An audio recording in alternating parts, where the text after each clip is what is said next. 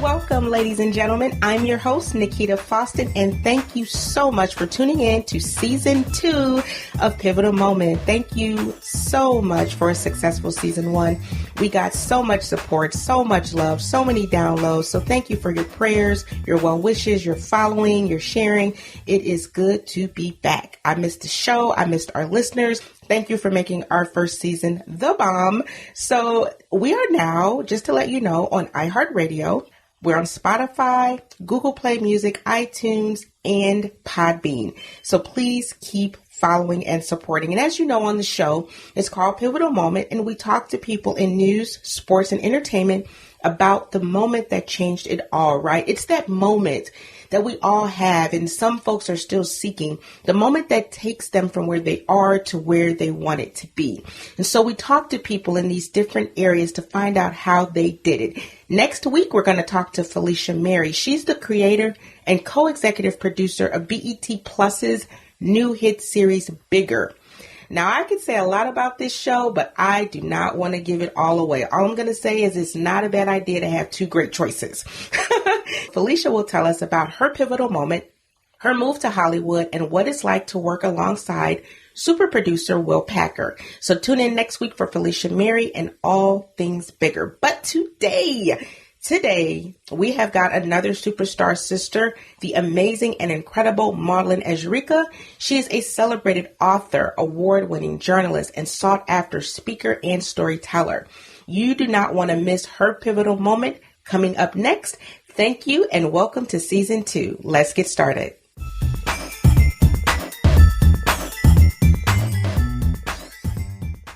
Maudlyne is a Chicago Sun-Times columnist and staff reporter covering urban affairs for the Chicago Sun-Times.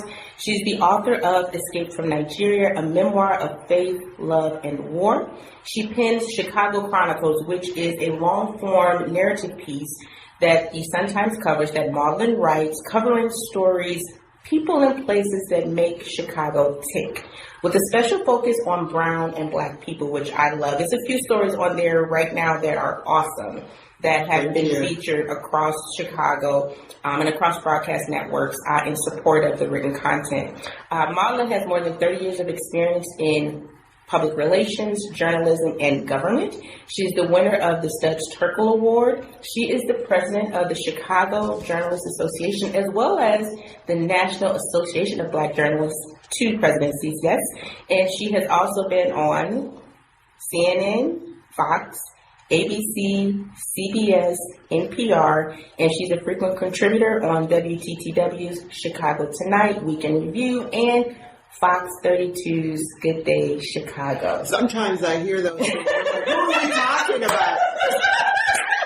What kind of crazy person is this that's doing this? She has a clone. I don't know how she does it. She's going to tell us the secret today. So, and she's with us on Pivotal Moment. And let me just say, I love Maudlyne because she's real, she's brilliant, she's smart. I call her the lyrical gangster. I told her I'm going to steal that.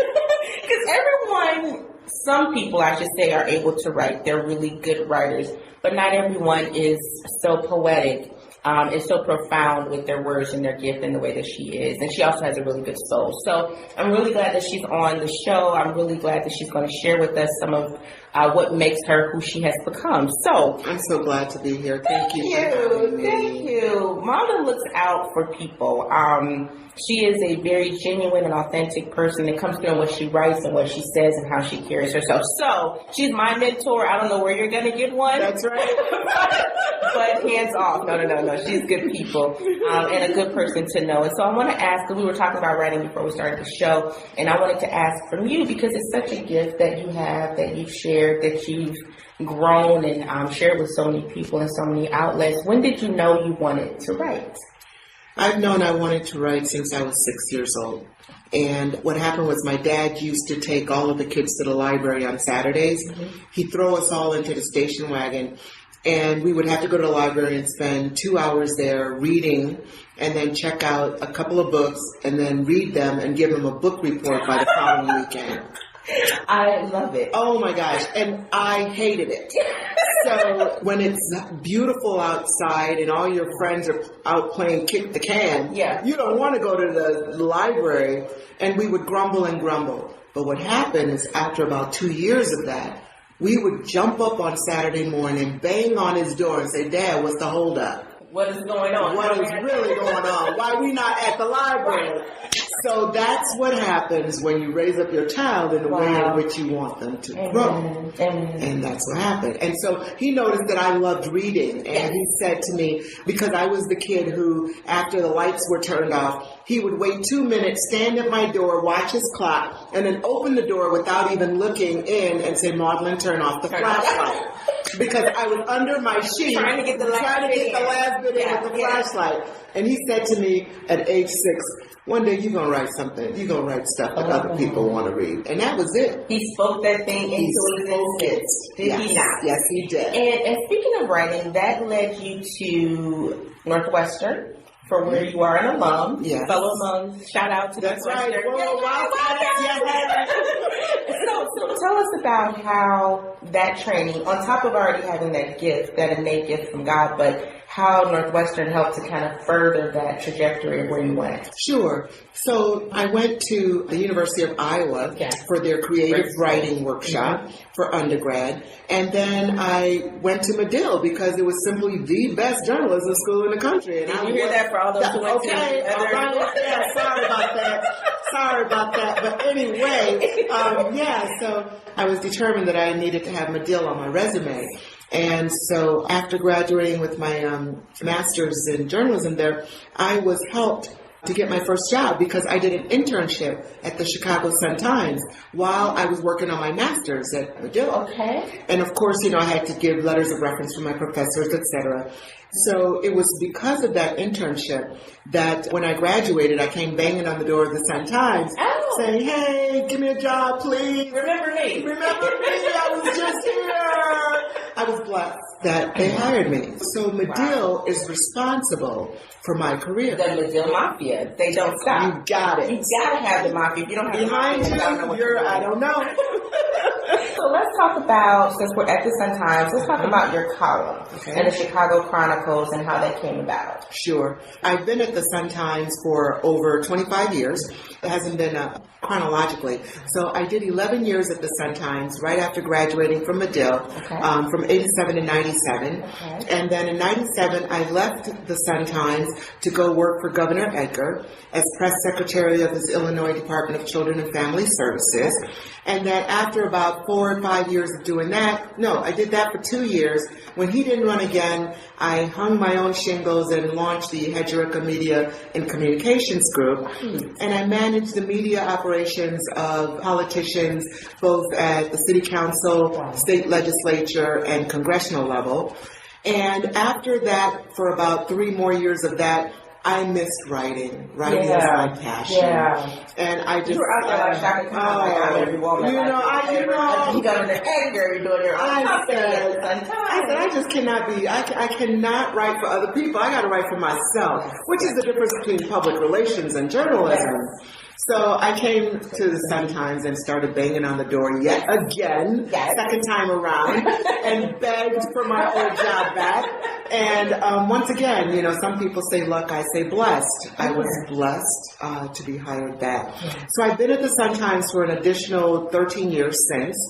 And what happened was, I've covered every beat from education to crime to inner city issues, urban affairs, of course, politics, what else? The nonprofit sector, you name it, I've covered it. And so I came back in 2003 and I started moving through all of those beats again. And it was in October 2016 that my boss, Jim Kirk, who is now publisher of Crane Chicago Business, promoted me to columnist to launch a new column called Chicago Chronicles.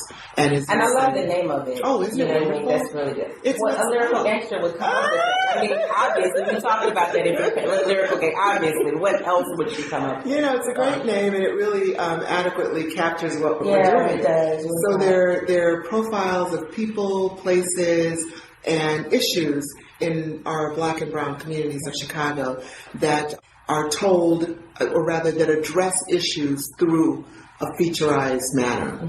And so therefore I can tell you about education or about politics or about crime or violence through the eyes of an individual or an organization that's perhaps working to address the issue, or a place maybe in one of our neighborhoods that you may not be familiar with. Yeah. So I just really love it because it's that one little bit of positivity that you need. Yes. Because I read or I saw that you were quoted as saying you always look to put a face yes. to the issue. Absolutely. And so that's what you did even in one of the most recent stories that you have about Antonio Davis. Oh, yeah. You're talking about disability, you're talking about partnership with marriage, and all these tragedy beyond triumph. Overcoming. Exactly. Right. And you put that wonderful face, and it's a great story, and he's like paying for Obama. Thank you. Yeah.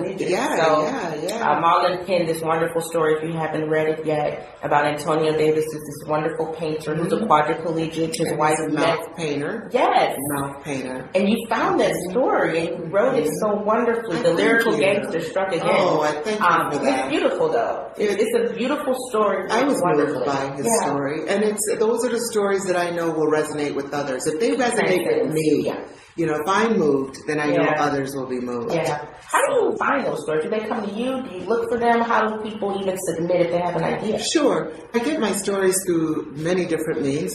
Of course, when I come in the morning, I have about 100 new emails. Pitches from PR firms or individuals or organizations looking for coverage on a story. So there's those that I weed through every day. And then, of course, there's public relations people who call me on the phone and pitch stories. And then there are my friends in the business. I know a lot of people through the many, organizations that I'm involved in. And so people will reach out to me and say, hey, Maudlyne, I got a good one I think you'll like.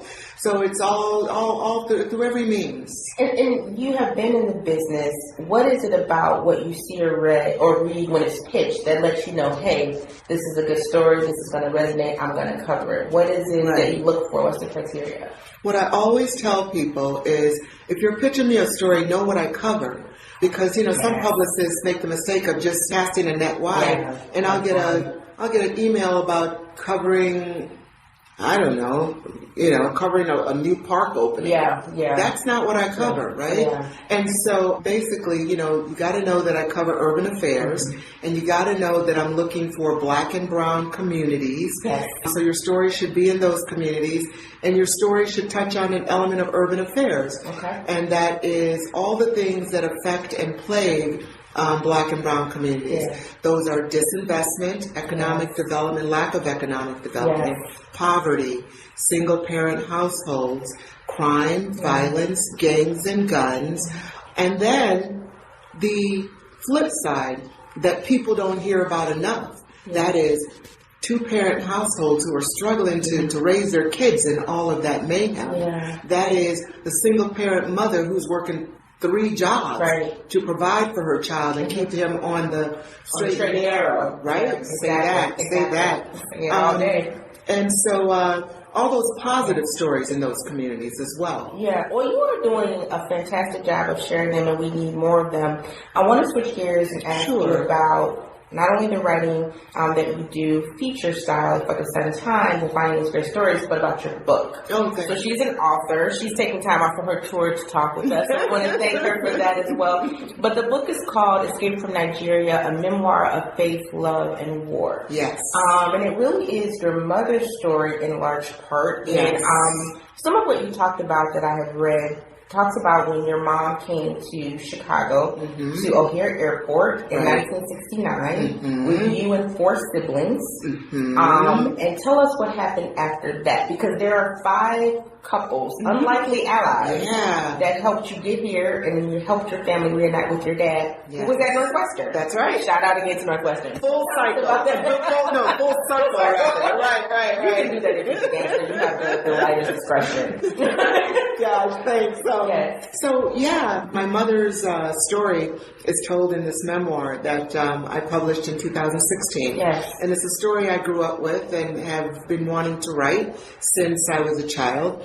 when the Nigerian Biafran War broke out, which pitted the rest of Nigeria against the Igbo nation, the Igbo tribe, that wanted to secede and start their own country of Biafra. War broke out. And so the Nigerian Biafran War took place from July 1967 to 1970, January 1970.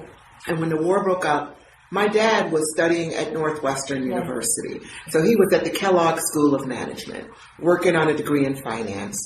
And for 2.5 years, because no one could get in, no one could get out, neither my mom nor my dad knew if the other were alive or dead. But the thing about it is this is also a love story, because the two believed in each other. And even as the footage of women and children dying, ravaged by a condition called kwashiorkor, and that's when the body, the stomach turns on itself when there is no food and begins to eat itself until you're no more than skin and bones and distended belly. And when that footage was beamed into living rooms across the world, you know, many people just assumed that anyone they knew in Biafra was dead by now. But your dad didn't give up. My dad refused to believe it. He held on to hope. And so, you know, his grades started to go down, and one of his professors, who was a dean at Kellogg, and his mentor, said to him, "What's going on with your grades?" And he told him, you know, the situation. And the dean told him, you know, "We've seen the footage. 2 million Igbos died of starvation and massacre in the Biafran War. Surely you are not holding on to hope." And my father said, "You don't know my wife." Amen. So he and these 4 other couples would invite him to Thanksgiving dinner, Christmas, and they all would try to cheer him up and get him to let go and just accept that his family was likely dead. But for her part, my mom in Biafra was holding on and just believing that her husband was going to find her and the children. And so one day she was working with the missionary nuns, helping to feed the starving population. And the nun asked her, "What's wrong? You know, you look, you've gone down." And she told her the situation. So the nun helped her to smuggle a letter out of Biafra into 2 European countries, back into the continent of Africa, to neighboring Sierra Leone, where my father was supposed to be studying at a university when the war broke out. But when he couldn't return home, he had accepted a scholarship to study in the States. When the letter arrived at Sierra Leone, it could have just gone into the garbage can. Of course. But this is also a story of faith, because God has always been in the details. And when this letter arrived, someone who happened to remember that my father had gone on to America found a way to forward that letter on to America, continuing its journey halfway around the world until it arrived at Northwestern. That is a love story. Love cannot be denied. It can't be denied, you know? And it's only because those two believed in each other. And they were both believing and holding on opposite sides of the world. And so, of course, when that letter arrived, the 5 couples were so blown away. Of course. That they then joined in the most Herculean feat to first locate my family in the midst of a raging war and effect our escape from Nigeria to the U.S., where we landed on June 9, 1969. And so you were a refugee. I am a refugee. I am an immigrant. I wear those mantles proudly, and thus I know that as this anti-immigrant, anti-refugee discourse takes hold in American debate and across the world, it's a very personal one for me. How do you, because that has to resonate for you so deeply, you and your family, when you see that and you see what's happening with ICE and at these detainment centers and these children who are not as fortunate as, you know, your family has been. Nikita, some days when I read those stories, especially the early stories last year about children being held in warehouses in the worst conditions, and parents who had been separated from their children, and then when the courts finally ordered the administration to reunite these families, it turned out so many parents had already been deported, and the children were here, and the parents were there, and they had no good records to help unify these Correct. families. Correct. All I could do was cry, Nikita, because all I could think is, if that had been me. But for the grace of God. Yes. Would you say that again? But for the grace of yes, God. Yes, ma'am. There go I. Yes. What if they had separated my mother from her 5 children when we had arrived at O'Hare? Mm-hmm. What if we had been placed in warehouses without adequate care? What if my mother had eventually been deported and we still here in the U.S.? What if there had been no records to help them trace where we were and where our parents were to be able to bring us back together? What if? What if? So yeah, it touches me deeply. And it resonates not only in the woman you've become, but the writing you do. And you talked about being a composite of all your experiences, Yes. and that you can't be unbiased because we are who we are. We're a collection of our decisions and our feelings and our emotions and our experiences. So how do you manage to write objectively? I know in your column you can say, and Yes. she does, but when you're writing, let's say, in an objective format of Yes. course, you know, a different kind of Yes. of audience. How do you maintain that objectivity so that you can present both sides of one story, even if you strongly align with one part of it? Well, how do you do it? First of all, let me say, it's clear that you have read you studied me, because it's so refreshing to hear someone, actually reflect back at you some of your deepest held beliefs that you've espoused over time. Yeah. And so thank you for that, first of all. Absolutely. You got to be ready when you interview Maudlyne, because her bio is 7 pages. Oh my God. You got to do your research. Well, you really hit on one of those things that I have, said many, many times to many, many people, and that is absolutely that I can't be biased. I can't be unbiased in my feelings about the refugee issue. Right now, we as a globe are facing the single largest number of displaced people globally since World War II. More than 68 million people are homeless, cannot return to their homes because of war, natural disaster. And so we're at a place on our planet where everyone has to do something. Every nation must join to do their part. Otherwise, where are these people supposed to go? And so when I write about those issues, how can I be unbiased? When I write about those issues, you need only look at my bio and look at my history and know where I'm coming from. Or read my book to know where I'm coming from. And where you've been. That's exactly it. So when I write my columns, thank God, as you say, you can speak your mind. You can share your perspective. But when I do write news stories, yes, as a journalist, I must be objective. And I do still write news stories outside of my column.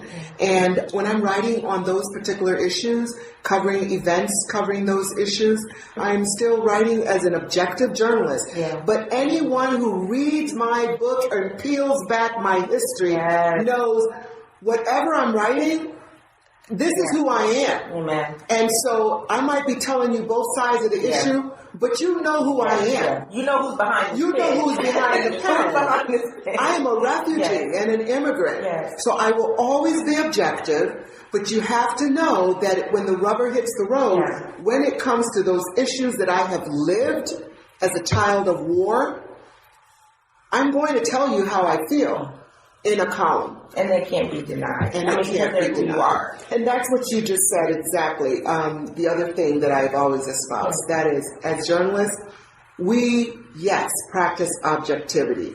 But I tell students that in this business, in J school, you will be told that you have to be objective.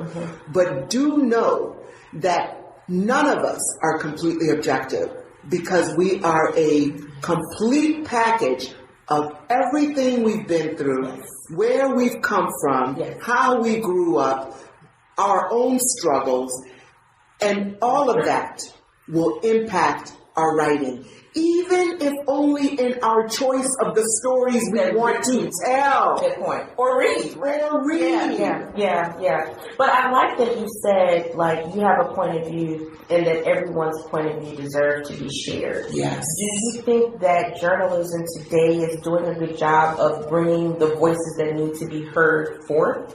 Or do you think that there's still, like, places where voices are missing? Are we doing a good job of that? I think that, we have a long way to go to ensure that all voices are being heard and that the diversity of voices are being brought to the table. And I will say to you that it's always been an issue in journalism, the lack of diversity and the lack of diverse voices. But it has become even more severe because of the downsizing and constriction of our industry. And so as the industry downsizes, there are fewer of us left to tell the stories. And so there are fewer diverse voices left to tell the stories.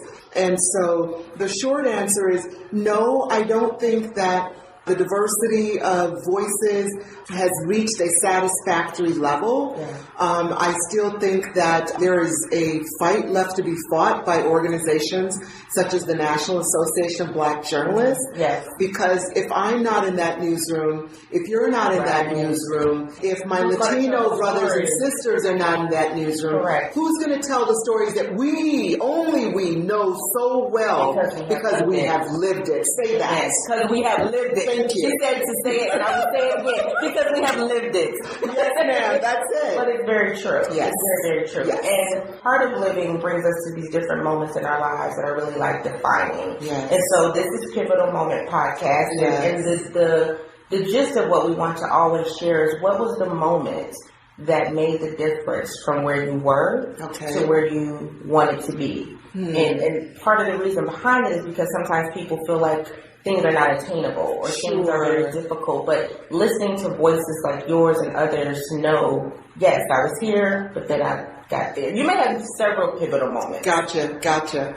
First of all, that's just an amazing question and an amazing concept. And I just, applaud you for sharing these type of moments with your listeners because as you just said, so many of us reach those places where we think we may not be able to attain or that it may not be possible, whatever that dream is. And it's so important for them to hear the stories of those who have walked the same paths and traveled the same journey. For me, what I want people to know is that I arrived in the United States on June 9, 1969 with the clothes on my back. I was a child of war who had seen things that no child should ever have to see. And so from that, my parents worked 3 jobs apiece at times to raise 7 children and to follow the American dream. And they worked very hard. I didn't have a lot as a child, but I never knew I was lacking. And when my dad passed, when I was a senior in high school, my dad died of a stroke. I would say that was my pivotal moment because my mother was left with 7 children and we were living in the southwest suburbs in Downers Grove. And I've rarely spoken of this, but my mother, in trying to figure out, she had 5 of us. She had me and my sister who were both heading to college in the same year because I'd skipped a grade. My other 3 oldest siblings were already in college. She was looking at 5 children in college and her husband had just passed and she had no idea how she was going to provide. So what my mother did was she sold our home and she put the money from the sale of the home into a trust and she gave the authority over the trust to her best friend and she packed up the 2 youngest children and she moved back to Nigeria. Wow. My mother made the ultimate sacrifice to put her 5 children through college. Wow. And Nikita, I'm tearing up because I've never told this story to anyone. I've never told this story to anyone. So, thank you because it speaks to your storytelling ability to draw that out of me. And it meant everything to me because it was the moment where I realized that so many sacrifices had been made for me. And that had been the ultimate sacrifice. And therefore, failure was not an option. And failure never was one. And it never was one. From the moment I got to college, I had my mother's sacrifices pushing me on. That is an amazing woman, and so I see you got that gene. So you got it from her. Because she really, really made, as you said, the ultimate sacrifice. She what did. you won't do for your children. What you won't do for your children. Wow. Yeah. And so, having had that, having lived that, and having written the book with those experiences, do you feel as though you have made that sacrifice part of what your mother envisioned? Like, do you believe that this is what she saw and what she wanted and what she now is kind of... Absolutely. She's reaping the harvest. She's reaping the harvest. Say that. Say that. We're going to church up in here. I know. Yes, Nikita. Amen. She is. And I know that because one of her dreams was to see that book published. She wanted to share her testimony with the world. Because indeed, that memoir, it's a testimony. To survival. To survival and to trust and belief in God. Amen. You know, love. And that love. Story. It's love. everything. It's everything. And she wanted to share that testimony with the world to inspire others and to let others know of the power of God. Yeah. And so when I was young, she said, when I said, oh my God, when I'd sit at her feet and listen to these stories, and I'd say, one day I'm going to write that book, Mom. And she said, I believe you will, darling. And so when I started writing the book and I would delay, or before I started writing the book, she would say, Mom, when are you going to get to that book? When are you going to get to that book? You know, and so it was many, many years before I did get to it. Yeah. And she was getting up in years. Yeah. And so I published the book when my mom turned 90. Wow. And to be able to hand her that printed book in her hand with her picture on the cover and say, Mom, oh my God, we did it. We published your testimony. Others will know the power of God. Will know and will learn and will live through that story. So yeah. And oh my God, my mom was a looker. She was just like, she was a looker. Yes, she was. Yes, she was. She was like, oh my goodness.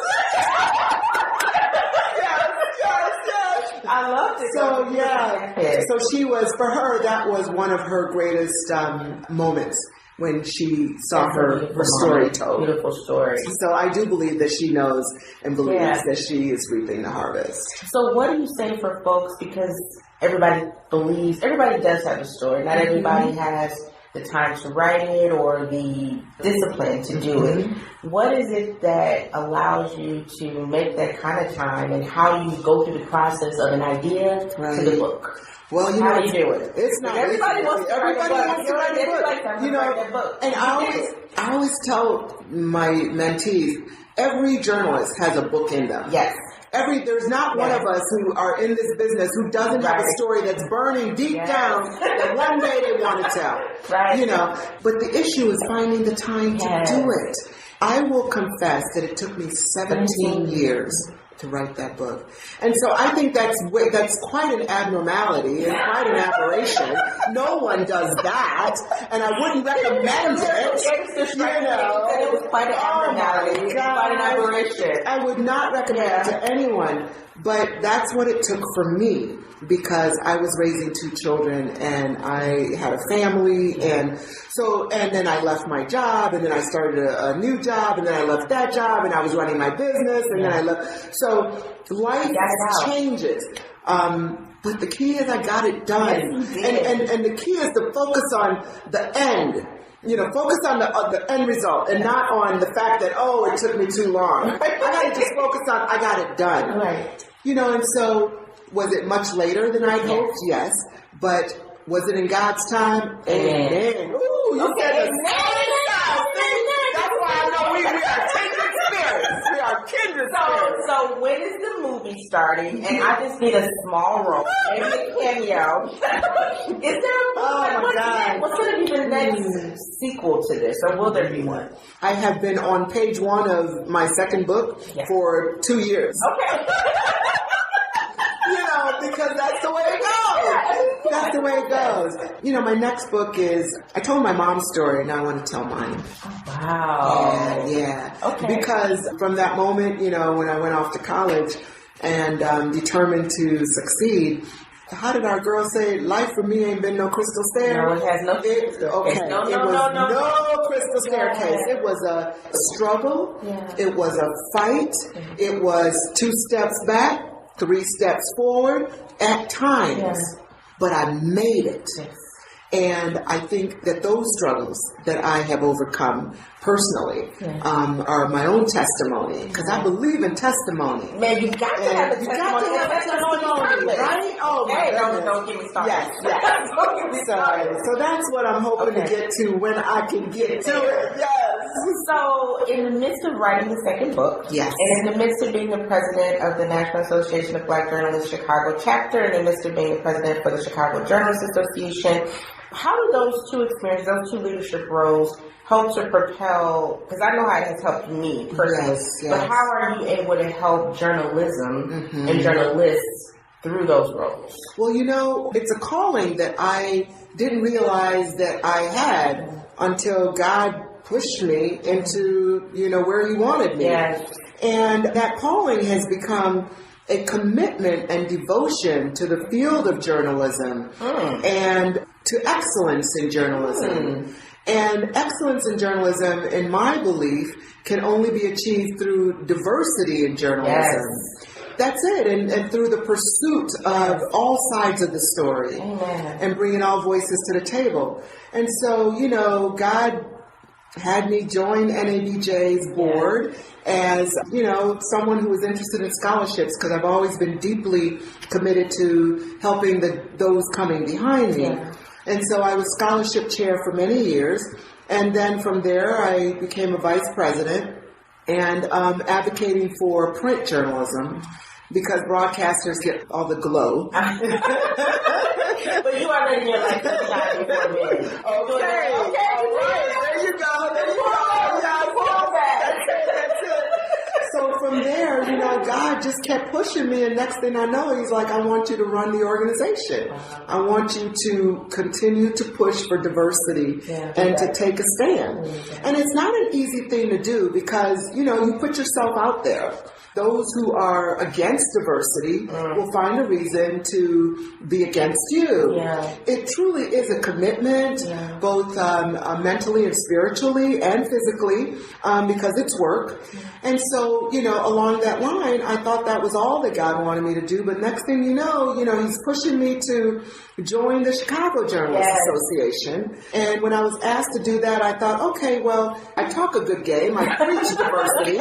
So now that they're wanting to diversify their board, I was the first African American on the board in decades. Oh my goodness. And so I thought, well, since they're wanting to diversify, and diversity is what I've been talking, I got to walk the walk. And so I joined, and next thing you know, the president decides to retire. And next thing you know, I'm running that organization. Yes, I'm following a calling that I did not see for myself, but God apparently had other plans. And it's important because I just think that we as Black journalists, number one, need a voice. We need that voice that keeps saying to American newsrooms, you have to diversify. Right. You have to have all voices at the table. Right. And then I feel that we as journalists in this industry, and the Chicago Journalists Association represents all journalists in Chicago. Yeah.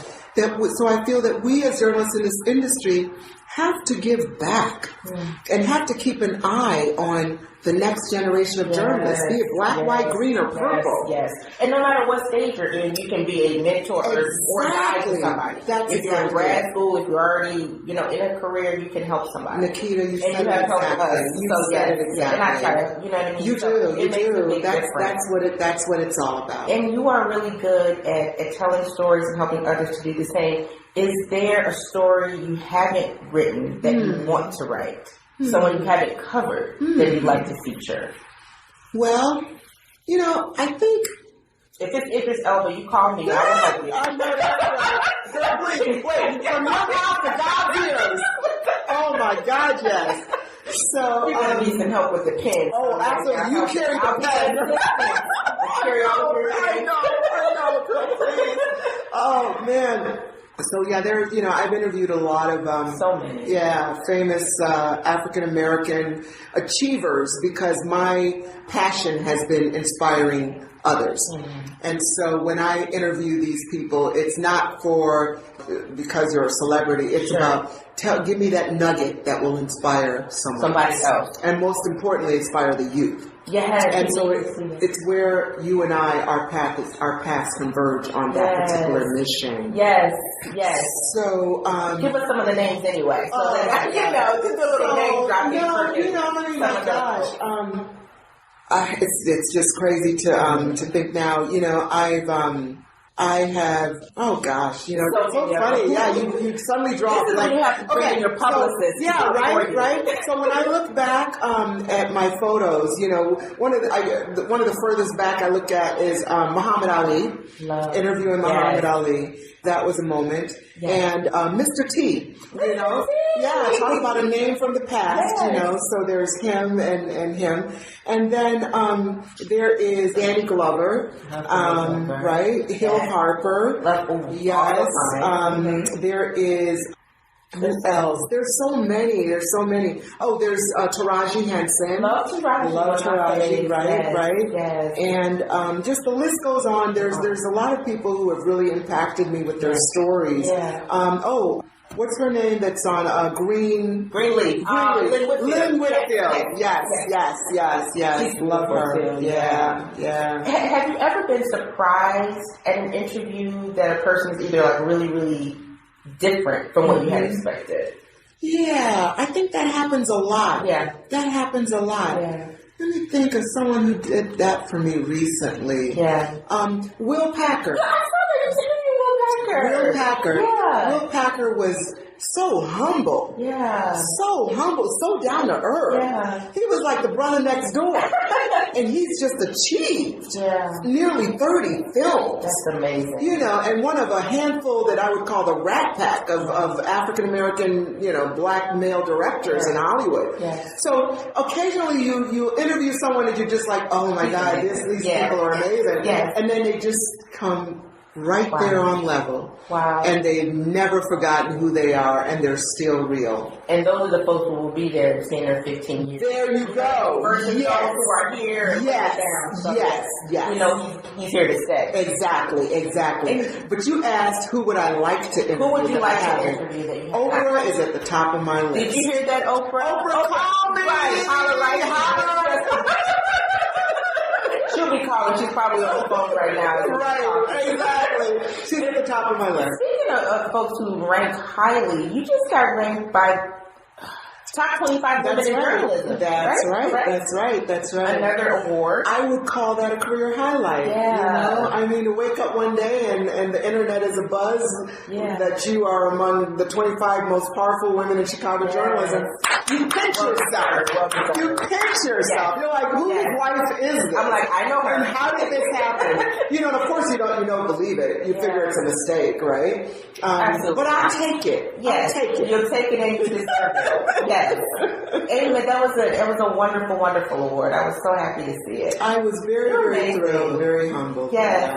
Yeah. So what is next for you? What is next, and then where can we continue to follow what's next? Thank you. Yes. Well, what's next is that I hope to continue to bring my readers those inspiring stories through Chicago Chronicles, and continue doing stories that move people to act and to bring about change for the better for my community. Mm-hmm. So there's a lot of stories I'm currently working on, but one of my prime area of focus, I should say, for this particular next several months is I want to focus on the rebuilding of the West Side and the South Side. Oh.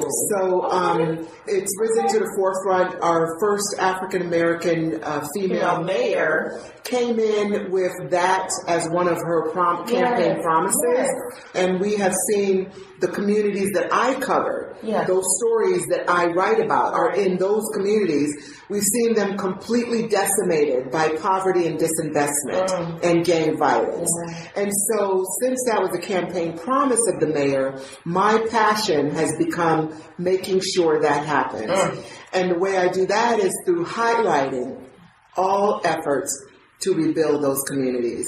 And so that will be a recurring theme. Absolutely. You did a story about entrepreneurs of color and these banks that are coming together to help. JP Morgan Chase and Third Bank launched it, and then some more banks are on board, right? Thank you. Yes, Nikita. Talk about that. Those are the kind of stories that I am focused on now. Okay. I want to do those stories to inspire others to chip in and try to change those communities. Sometimes people think about Chicago, look at Chicago, and think it's all one thing. Exactly. We're not monolithic, and we're not all crime ridden. No, we are not. We are not trying to do better. Exactly. And you are writing about it. And that's my passion. I want to keep a spotlight for the next several months on rebuilding the West Side and the South Side communities that are most struggling, and where my stories have been found for the past 3 years. Man, well, you heard it here, and tell us where they can find it. Yes, where they can find, because you're always on Twitter. She's just with Soledad at some events. Every time I look up, she's like with somebody from somewhere, and I'm like, do you have a handler? Oh my God. Do you have a driver? Like, how do you? Girl, I tell you, I need one. Some days, as I was telling you before we got started, I don't know how I put one foot in front of the other. I get so tired. But it's a blessing. It's a blessing. And so please, I would tell your listeners to follow me on Twitter at Maudlyne I, and that's my first name, Maudlynei, and it's the same handle I have on Instagram and the same handle I have on Facebook. Wonderful. And follow Pivotal Moment on those same channels. Yes. Instagram, Facebook, Twitter. Yes. And LinkedIn. And then also, this is our first video show, which I love. Yes. So also, and you can find the podcast on iHeartRadio, Spotify, iTunes, Google Play, and Podbean. I follow her religiously, people. You gotta follow. These stories are so amazing. So inspiring. I just sit there and listen. I'm like, wow. So important. We thank you because we need stories. And that's why I started the podcast, because I wanted people to know, especially people who look like us, that you can be at the Chicago Sun-Times as a columnist, and you can be an author, and you can write about your mother's life and love and black empowerment, and you can do that and still be real. So these are the stories that I want to tell.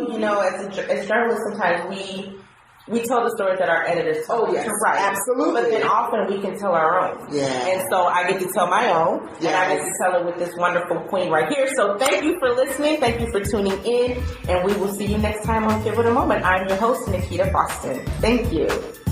Okay, you have got to love Maudlyne. She is the real deal. Love her story, love her work with the Chicago Sun-Times, and love her book, Escape from Nigeria, a memoir of faith, love, and war. She is changing our world one story at a time. So please be sure to follow her on all of her social media platforms to see where and when she will be speaking, teaching, and leading us to our best lives. Shout out to Maudlyne. And next week, listen to our episode with another superstar sister, Felicia Mary. She's the creator and co-executive producer of Bigger, the new hit series on BET+. The show is the new buzz in Hollywood, and it follows the lives of 5 friends in Atlanta in their search for bigger in all ways. You don't want to miss the show. You do not want to miss Bigger. So please be sure to listen to Pivotal Moment on iHeartRadio, Spotify, iTunes, Google Play Music, and Podbean. I'm your host, Nikita Boston. We will talk to you next time.